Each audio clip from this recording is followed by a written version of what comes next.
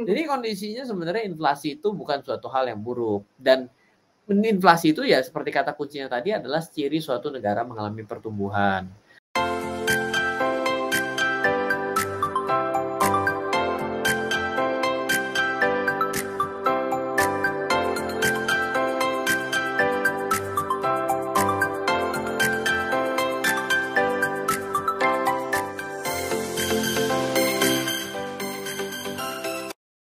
Halo Mas Ryan. Oke, selamat sore Mbak Tasya, selamat sore kepada smart listeners dimanapun Anda berada. Kabar baik? Yes, ya. Kabar baik. Udah ya, nggak usah ditanya lagi apa kabarnya. Iya, ini udah yang ketiga masih belibet dia nyebut inspirator investasi. Iya, pasti ya. Semoga yang keempat enggak.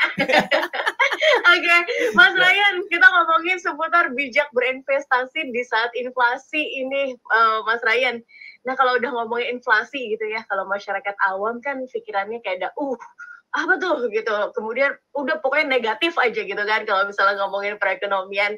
Nah, biar kita lebih bertambah pengetahuannya Mas Ryan, mungkin Mas Ryan bisa menjelaskan ya dari kacamata seorang Ryan Filbert, keadaannya sekarang seperti apa sih kalau misalnya kita ngomongin terkait inflasi, agar kita nih kalau andai kata menyangkut investor bisa melihat juga satu sudut pandang nih, biar bisa melihat situasinya dengan baik. Silakan. Ya, kalau masyarakat mungkin sama investor rasanya ini juga berlaku bagi masyarakat ya. Karena pertanyaan ini sudah pernah ditanyakan kepada Mas Daril, sudah ditanyakan kepada Mbak Ola, sudah ditanyakan kepada Mbak Uli.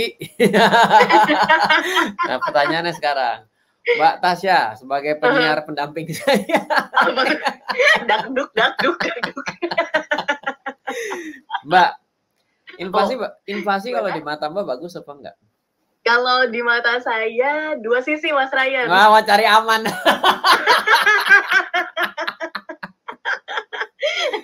Ayo jawab. Dua sisi. Saya berdiri nih di dua sisi. Oke, diterima, ayo. Oke, menurut saya bagus, tapi kalau misalnya saya masyarakat awam gitu kan, inflasi berarti kan ada kenaikan dan ada gejolak nih di perekonomian gitu kan. Tapi sisi lainnya adalah ya berarti perekonomiannya bergerak gitu. Kalau misalnya stagnan gitu aja kan berarti kurang baik ya.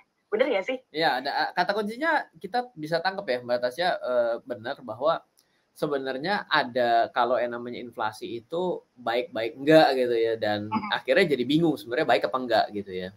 Jadi pertama kita harus tahu adalah dasar daripada kenapa bisa disebut inflasi adalah kenaikan harga barang ya. Kenaikan harga barang itu biasanya yang normal logikanya adalah kenaikan harga barang itu diakibatkan karena tingginya permintaan. Nah, tingginya permintaan ini akan menyebabkan pabrik-pabrik akan mulai kembali memproduksi lebih banyak.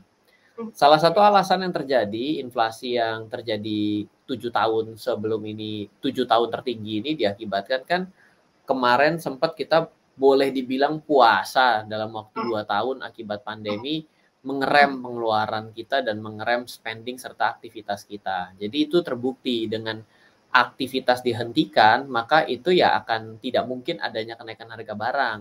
Hanya beberapa harga barang-barang yang memang terpaksa naik akibat teorinya adalah kelangkaan.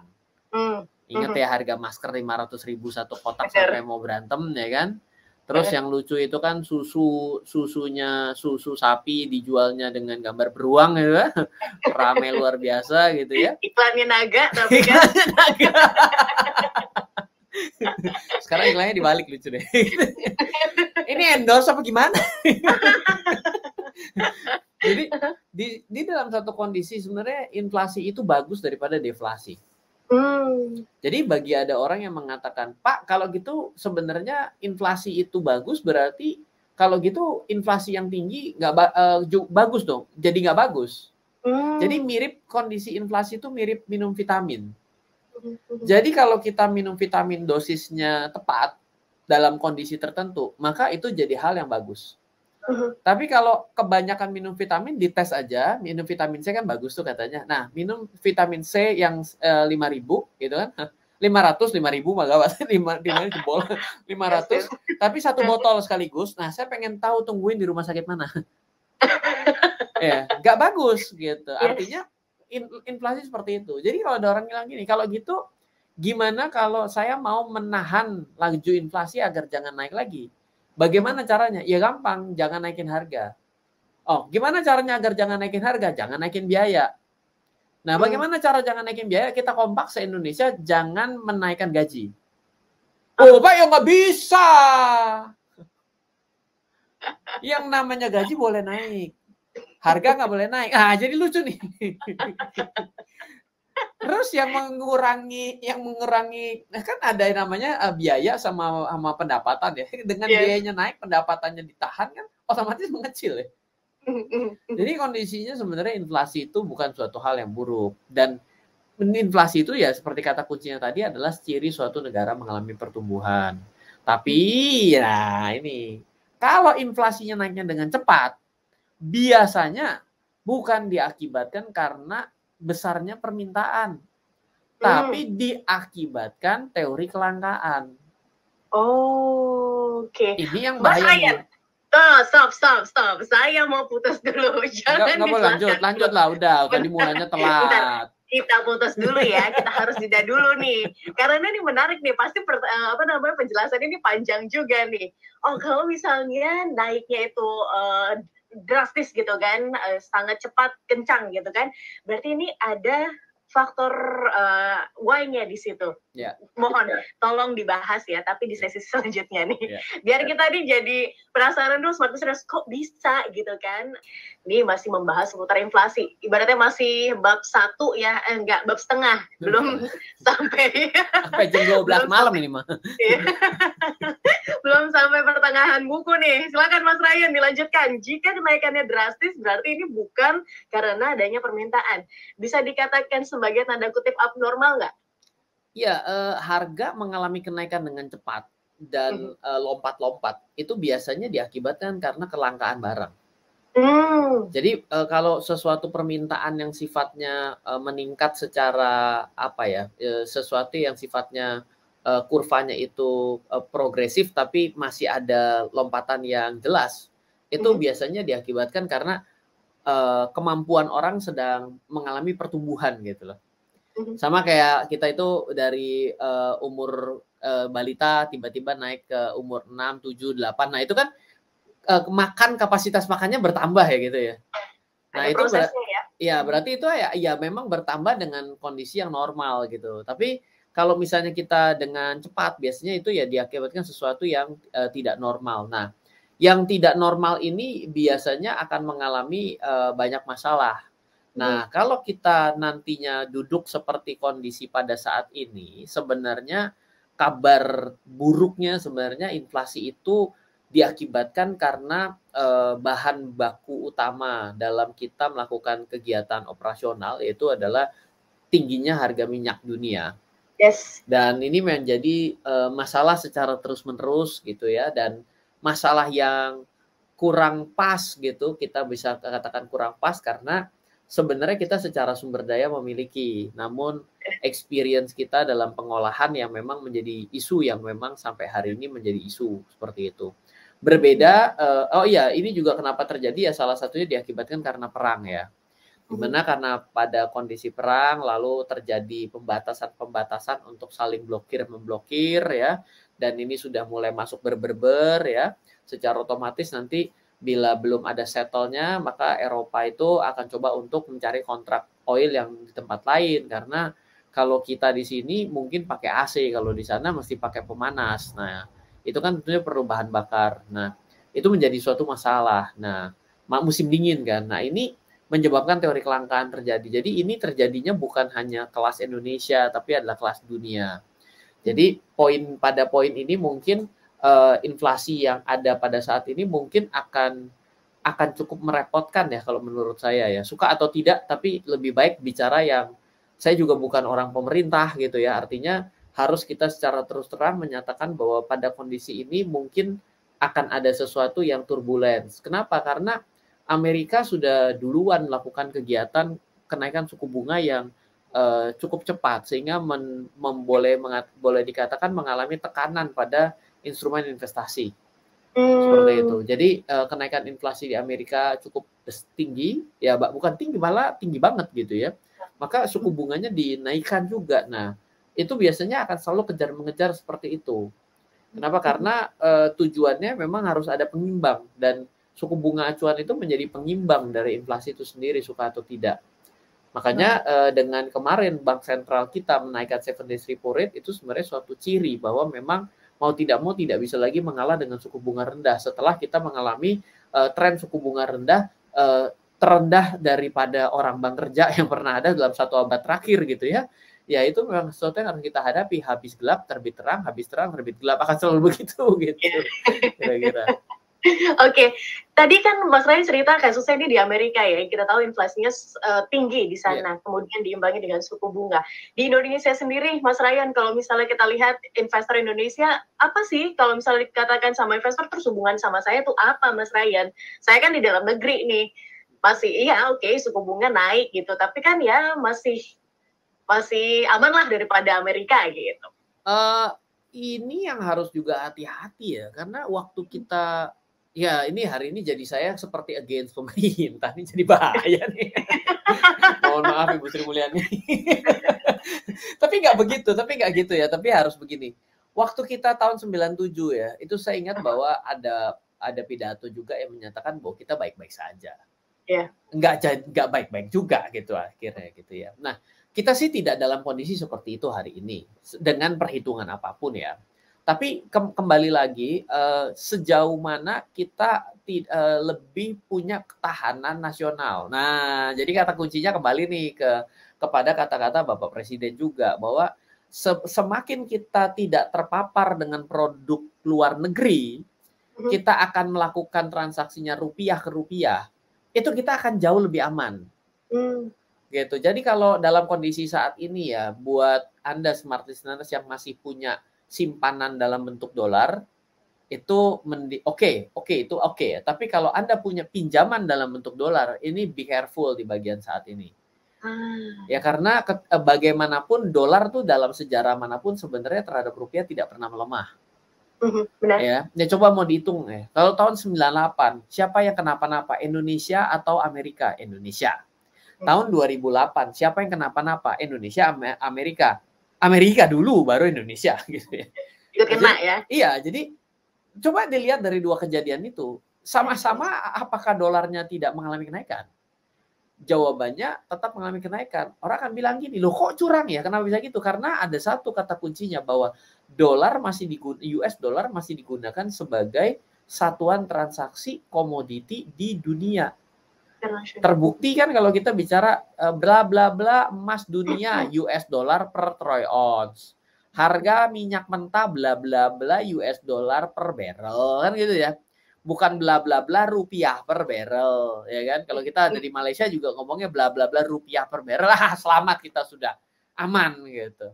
Nah, jadi proses ini yang perlu kita ketahui lah. Sama kayak kemarin nih, saya ada tuker salah satu tiketnya dari Singapura.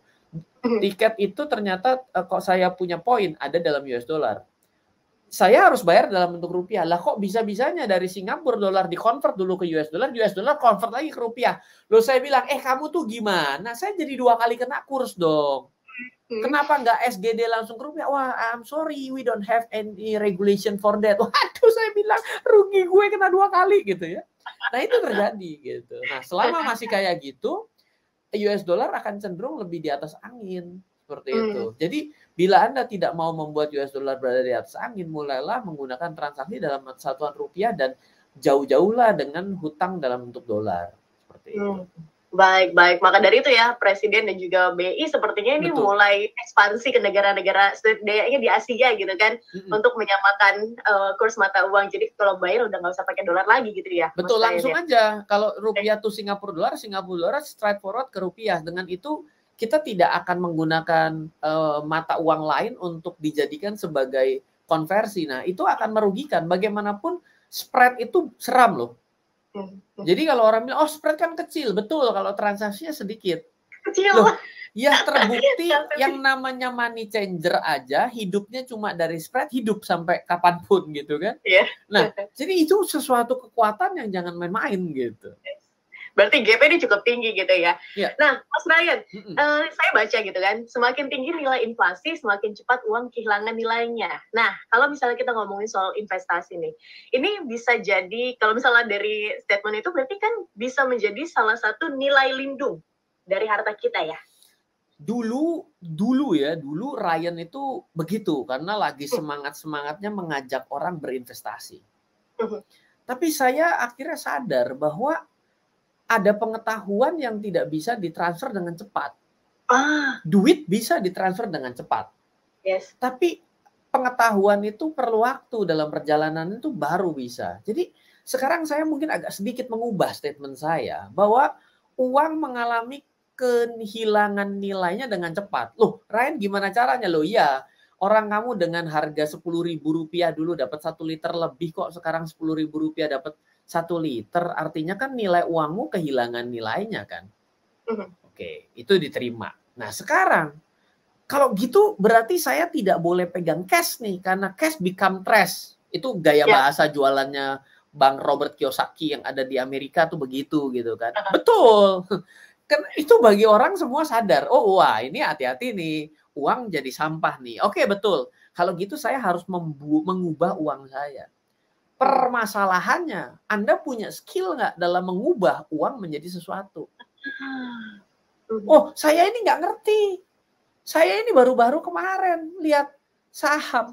Oh, kalau kayak gini saya ikutin influencer mulai dari VIP, Ultimate, apa semua mau diikutin. Ini pasti jalan hidup saya menjadi ninja untuk bisa mengalahkan inflasi. Salah. Kenapa? Orang yang nggak punya skill itu sama dengan, dan tapi punya uang, itu orang yang punya pedang tapi nggak tahu cara mainin pedang. Nggak motong orang, motong diri sendiri. Jadi jangan sampai nih. Jadi sekarang saya mau mengubah statement saya. Bila Anda punya pengetahuan yang terbatas dan tidak pernah berniat belajar atau belum punya waktu untuk belajar, jangan nekat langsung pergi membawa uang Anda pergi ke instrumen investasi, apalagi instrumen investasi yang beresiko lebih tinggi. Saham tinggi, kripto lebih gila lagi. Ya, jangan dulu ke sana.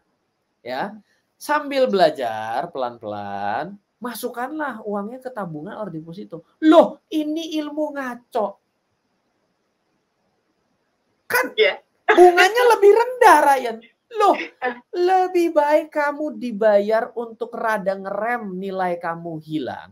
Ya kan yang namanya inflasi itu kan menggerus nilai dengan cepat. Yes. Tabungan itu lumayan lah, masih ada ngerem sedikit agar ada bunga berbunganya sehingga nggak kehilangan nilai-nilai banget. Daripada kamu ambil uangnya masukin ke saham yang salah, nilainya jadi 0. Ayo, sekarang pilih. Kita dihadapi dengan 3 pilihan. Ya, pilihan pertama inflasi, kehilangan nilai uang. Oh, saya nggak mau. Oh, bagus, udah one step ahead nih cara berpikirnya. Saya akan mengubah menjadi apa? Kalau saya pilih sembrono saham, hati-hati loh. Setiap hari nih handphone saya potensi saham delisting, potensi saham delisting. Delisting itu artinya saya narak goodbye, Bursa Efek Indonesia bilang nih barang jelek. Nggak jelas nih. Karena nggak jelas saya nggak mau lagi taruh barang di sini. Lah terus setelah saya beli saham yang kayak gitu, saya mau gimana? Karena kemampuan saya tidak ngerti ngikutin influencer yang lagi dibayar sama saham itu biar tarik duitnya lah. Apalah yang makin kita nggak bisa pertanggungjawabkan statementnya, malah jadi hilang. Dari uang yang 100.000 mestinya mungkin turun hanya kehilangan nilai 30% atau 40%, 100.000 jadi 0. Ayo kamu mau pilih mana coba ayo, waktu dan tempat dipersilahkan. Yes, I got it. Inilah makanya kenapa investor harus bijak gitu ya, apalagi di tengah-tengah situasi yang seperti ini ya, Mas Ryan. Inflasi yang tadi sudah dijelaskan di awal. Tapi kita harus jeda dulu, Mas Ryan. Sebanyak nih pertanyaan yang ada di otak saya gitu kan. Karena kalau misalnya didengar nih sama mungkin tokoh investor lain ya, gak gitu Mas Ryan. Justru nih harus berikanlah hartanya, uangnya ditempatkan di tempat yang tepat gitu. Dan inilah waktu yang tepat gitu kan. Uangmu mungkin lebih banyak dari uangku. Tapi pengalaman mengajarku 18 tahun. Boleh dong, sekali-sekali. Boleh lah. boleh. Tapi ya nggak boleh, harus kita harus jeda dulu nih, karena kan masih banyak nih pertanyaan di otak saya nih. Oke, Mas Ryan, dari sesi sebelumnya ya, ini jadi saya pertanyaan lagi nih ya. Kalau andai kata kita nggak, untuk investor pemula gitu kan, untuk investor pemula kita belum tahu ilmunya, mungkin ilmunya juga masih seperempat gitu kan, masih menggali. Berarti ini bukan momen yang tepat dong untuk mereka terjun di dunia investasi di momen ini. Iya, gini, saya selalu bilang bahwa nggak pernah ada kata-kata momen yang tepat ya. Dalam hidup ini cuma ada dua kondisi, yaitu tertarik dan terdorong. Dua-duanya itu sama-sama ya ditarik dan didorong gitu kan. Jadi sebenarnya nggak ada waktu yang tepat ya. Kondisi yang memaksa kita mau berubah dan menguasai pertandingan atau kita menyerah kalah. Selalu ada di situ posisinya. Nih, saya coba logikanya begini. Saham adalah perusahaan, kan gitu ya. Artinya dalam kondisi kenaikan biaya-biaya pada saat ini gitu ya. Apakah menurut Anda bukan suatu kondisi yang susah buat perusahaan? Sulit lah. Susah dong ya. Artinya hanya perusahaan-perusahaan yang memiliki semangat tempur, kreativitas, strategi yang akan menjadi pemenang dong. Berarti ada logikanya adalah ada perusahaan yang kalah dan menyerah pada kondisi struggling ini, betul? Yes. Dan apakah ya mungkin saja dong perusahaan-perusahaan itu yang sahamnya bisa dibeli tapi juga menyerah kalah? Betul dong. Yes. Ya artinya kan kita akan berada di situ. Lah sekarang gimana kita ini yang tidak memiliki pengetahuan yang cukup hanya modal percaya? Ya kan, ya percaya, tapi pada akhirnya tetap aja nggak bisa kita itu mau seperti itu dalam menggunakan uang kita. Makanya saya katakan sekali lagi, uang itu seperti pedang yang tajam. Kalau orang yang pegang pedangnya nggak jago, pedang paling tajam di dunia pun nggak akan berguna buat kita untuk memenangkan sebuah pertandingan. Malahan belum nyabet orang udah kenal diri sendiri. Nah, itu adalah konsepnya. Lalu ketika bilang, Pak, kalau gitu sekarang menjadi sesuatu yang menakutkan untuk kita berinvestasi. Iya, saya ini juga seorang pebisnis ya, tapi kita coba lihat ya. Yang namanya orang itu dalam keadaan apapun selalu bisa menghasilkan orang kaya baru loh. Tapi yang menarik adalah membuat orang susah baru juga banyak. Pertanyaannya sekarang, kenapa? Pertanyaannya gitu dong. Berarti orang-orang yang kaya baru ini adalah yang melihat sebuah celah, yang mengusahakan sebuah usaha, yang mengupayakan sehingga hasilnya berbuah, kan begitu ya. Dan tinggal kita dalam setiap kondisi ini punya pilihan gitu loh. Mau ya sudah, atau tetap mendemonstrasi pemerintah yang menyatakan zaman sedang susah.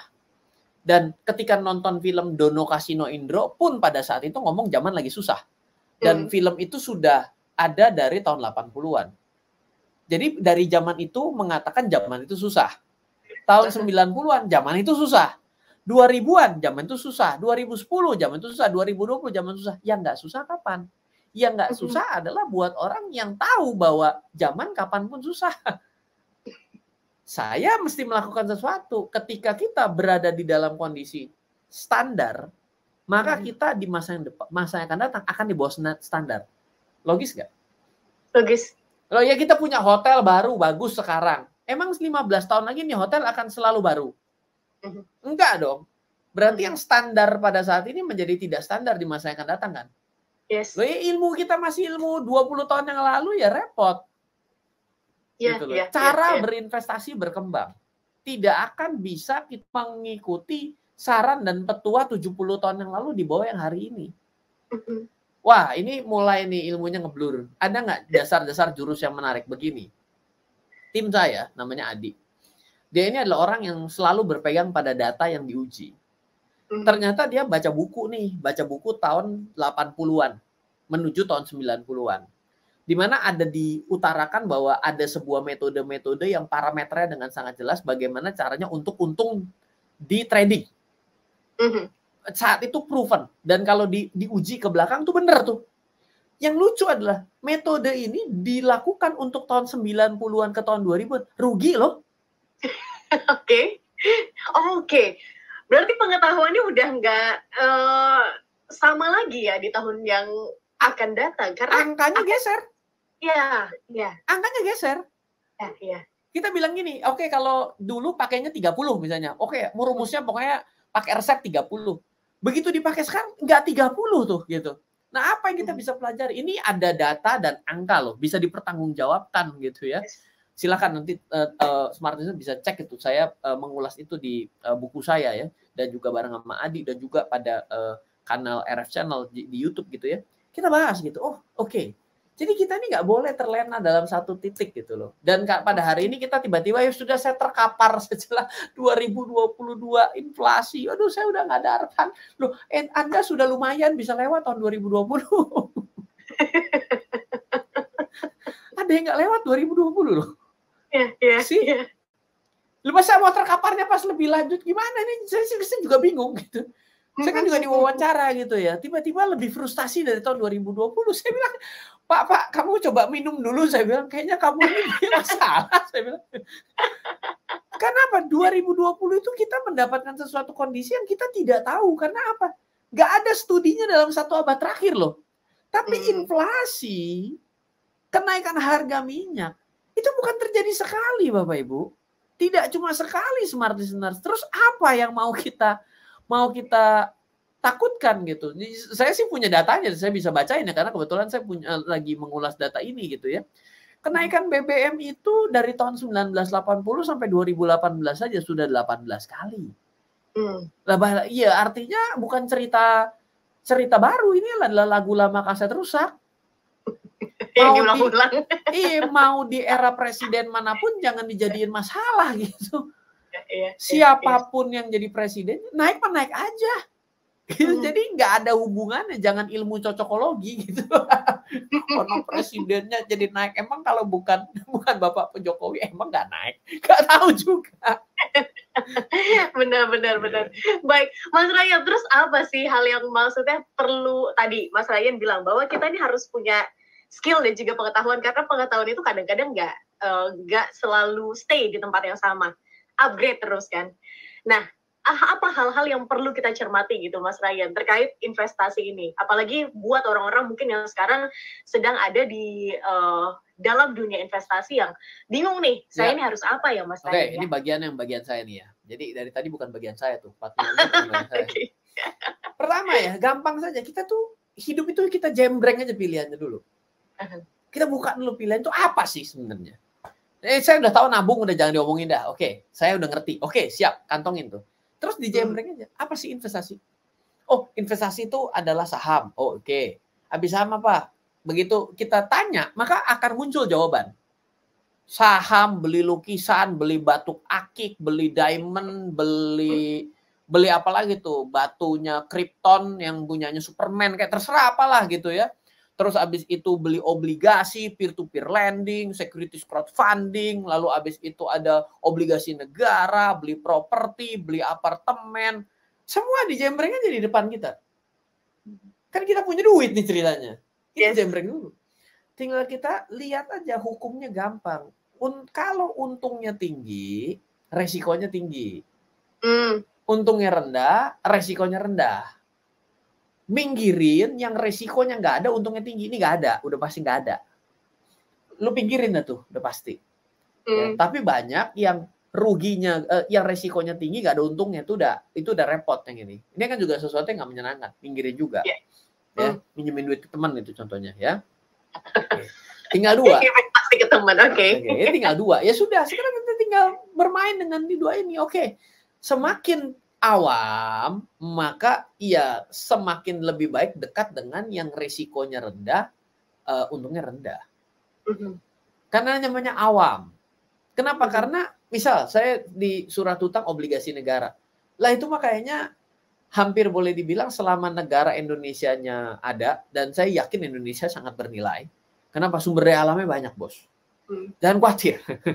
Ini kalau mau dijual per senti udah pasti banyak yang mau. Artinya ini adalah value investing yang asetnya oke sekali. Jadi Anda nggak usah khawatir mengenai hal itu. Berarti negara ini pasti ada. Sudah stres berkali-kali ada. Jadi ini aman. Dan kita melihat bahwa transaksi rupiah to rupiah aman. Gitu loh. Nah, sekarang tinggal kita cari yang lain. Apa misalnya mau mulai yang agak berisiko mengenai saham. Sambil belajar, sambil mencoba. Tapi bukan dengan uang tiba-tiba sangat besar, uang yang sederhana. Kalau kata versi itu adalah uang sederhana lah, bukan uang seadanya ya. Uang seadanya tuh repot gitu ya. Tapi uang yang sederhana itu artinya ya, misal contohnya, saya ini sayangnya beli handphone nih, aduh. Lah tapi lagi pengen belajar saham, saya nggak ngerti ya.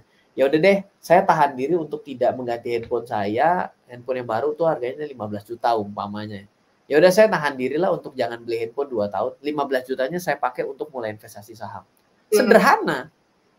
Uangnya sudah pasti hilang dalam 2 tahun. Karena di handphone itu 4 tahun sekarang walaupun RAM-nya cukup, baterainya jebol, jangan khawatir.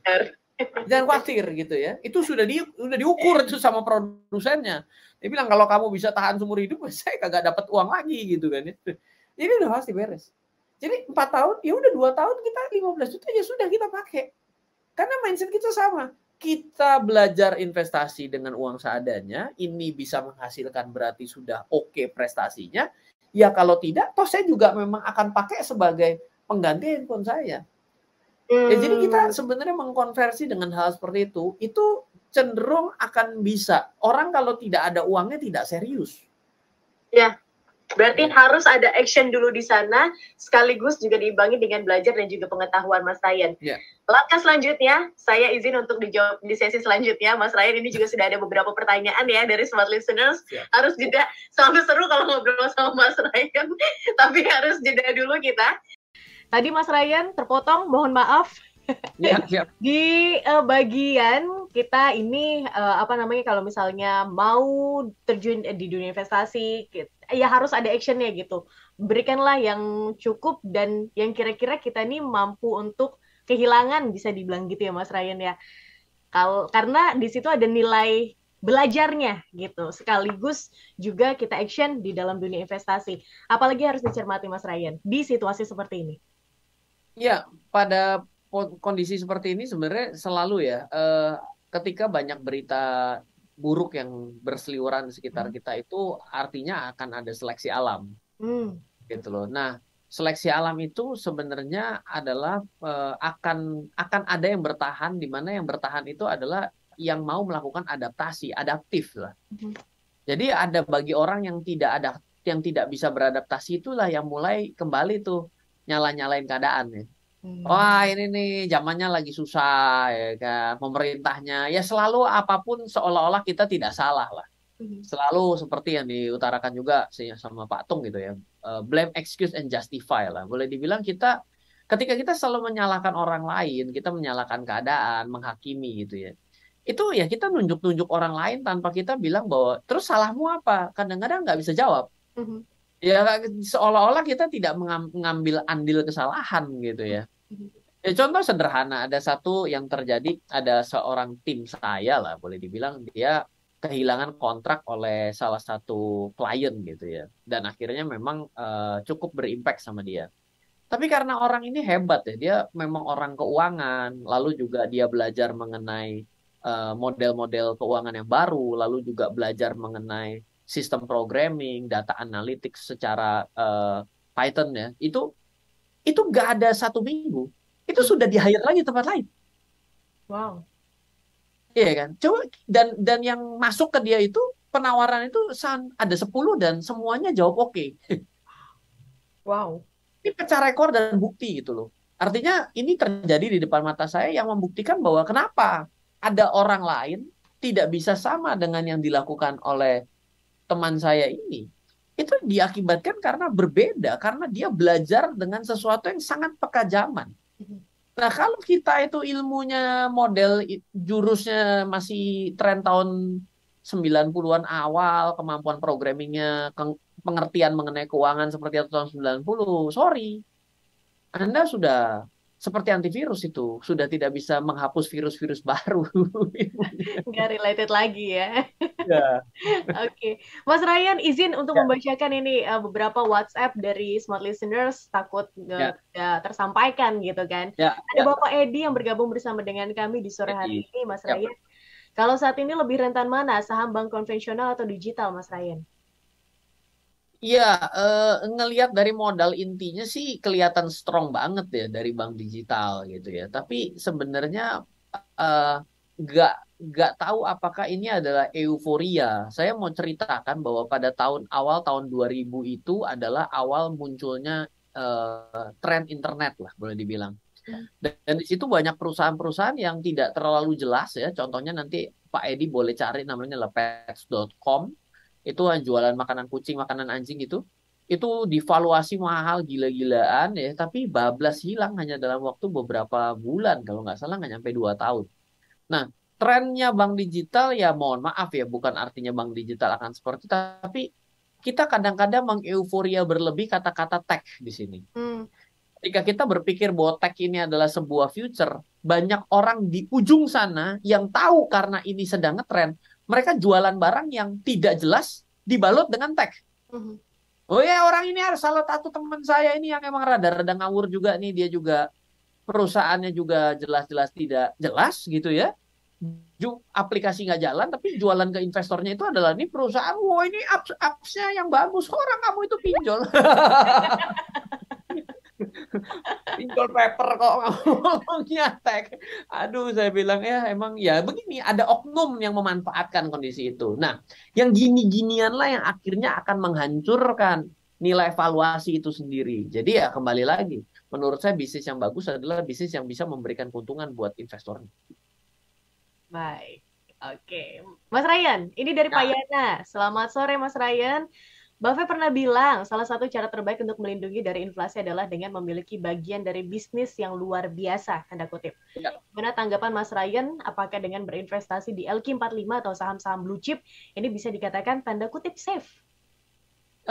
Iya, pertama kalau hanya untuk 6 bulan saja kurang ya, kurang teruji gitu ya. Tapi kalau bisa 5 tahun, artinya melewati 10 babak pertandingan ya kan.